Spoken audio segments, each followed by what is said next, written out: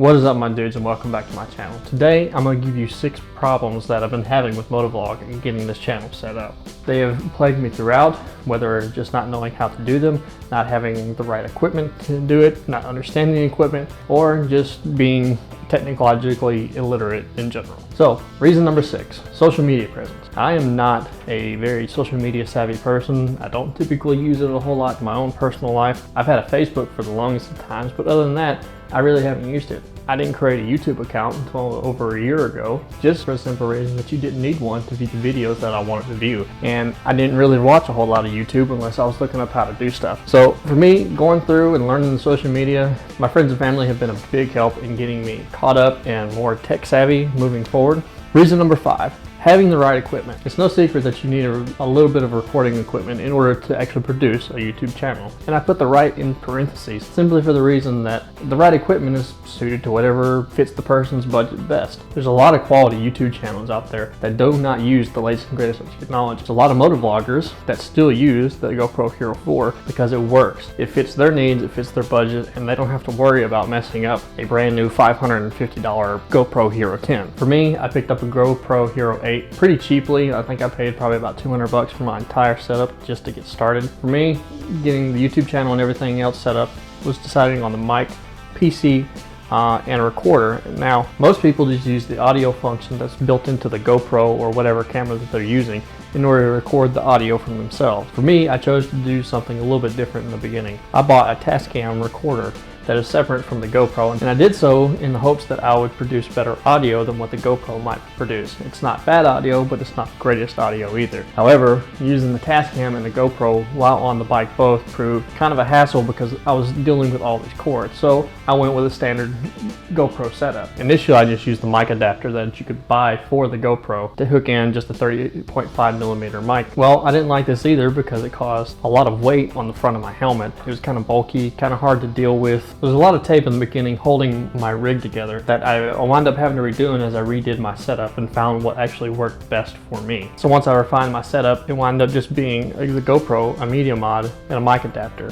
That's what wound up working for me the best. For the mic, there's multiple different mics that come recommended, but there are 2 that come up more often than not. The Purple Panda and the Power Device. I went in both of them just to kind of test them out and see it is. Did I overspend on the mic? Probably. There's probably mics that are a lot cheaper that serve the same function, but I was being safe and I now have a good microphone for no matter the purpose that I need it. Now, the biggest piece of equipment and the most costly piece of equipment that I did not take into account when going into this is actually the computer. The editing software programs are very, very memory intensive and take a lot of computer power to actually get through and do. For me, I have an MSI Trident 3 and I thought it would have enough computing power to actually get through this.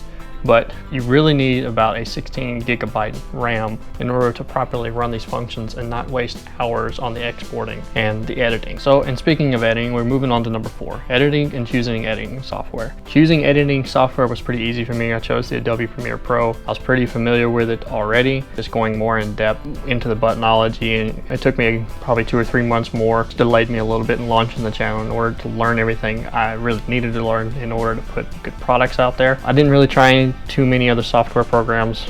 Adobe was cheap for me. I got it as a student account because I'm still in college. The editing portion though was a huge learning curve for me and something I really should have taken into account and researched a little bit more with other YouTubers. The biggest thing that I've had to do, aside from playing around with audio, is I have a Road Glide, so it has a big screen in the front, and I'm not too familiar with exact copyright laws, but the best bet is just not to reference anything at any point in time. Well, the problem with that is that screen, however, plays a lot of the music that I listen to from time to time, whether I have the volume on or not. So in the editing phase, this becomes a hassle because I have to blur it out. And for me, I'm doing these long trips and I'm recording hours and hours of content, I have to blur out each segment that I produce, and it takes forever, even with the auto tracking. Problem number 3, making coherent and formulated thoughts. Without writing it down, I personally have a lot of issue with staying on one topic without getting off onto another, especially if I'm passionate about the product or the item, in this case motorcycles. Sometimes I get ahead of myself or I'll have to backtrack and say something else that I forgot to say when I was talking about the subject before. Speaking, I'm not that great at public speaking.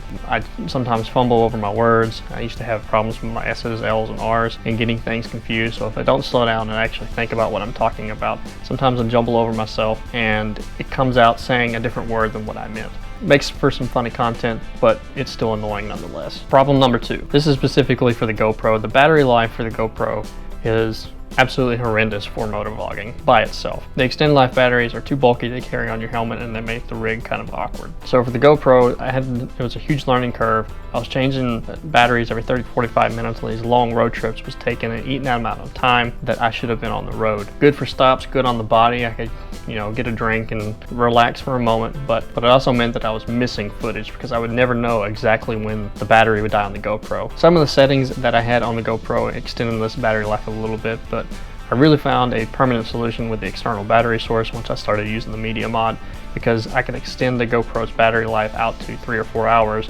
without having to worry about it before changing the external battery. Problem number 1. The number 1 problem I've had this entire time with motovlogging, and you'll see it throughout my first couple of videos, is the audio. Between switching from the Tascam to the GoPro, to trying out the couple of mics, to figuring out the different kind of connectors between the TRS and the TRRS configurations and what the GoPro actually needed, and the settings in the GoPro, I had some real issues with the audio. So the Tascam was good for voiceovers like this, but using it on motovlog is actually kind of difficult, and it took a lot of wind noise even with a dead cat, so it made the audio kind of unrecognizable. When I switched to the GoPro, the TRS and the TRRS configurations were different, so the first couple of videos I didn't realize that they were different. I didn't think nothing of it because I never encountered different kind of mic connectors before. And then, out of my own stupidity, I did not hook up the adapter right when I was changing it to the correct format of the TRS and the TRRS. I didn't click the two pieces together all the way, and I wound up losing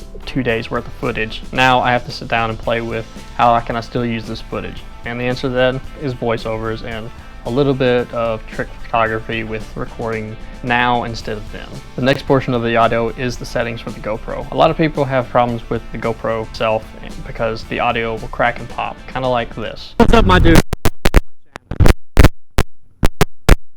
The biggest problem with the GoPro is the internal wind shielding that it has on the microphones, especially with the media mod installed. So what the GoPro does if you don't change the settings is, even though you have an external mic hooked up and you have it inside your helmet with a dead cat on it, and you have your own windshield, the GoPro is still actively trying to do its own internal windshield, and sometimes you'll wind up with the audio where it cracks and pops just because of the way the GoPro is coded. Simple, easy fix, but very, very aggravating to deal with.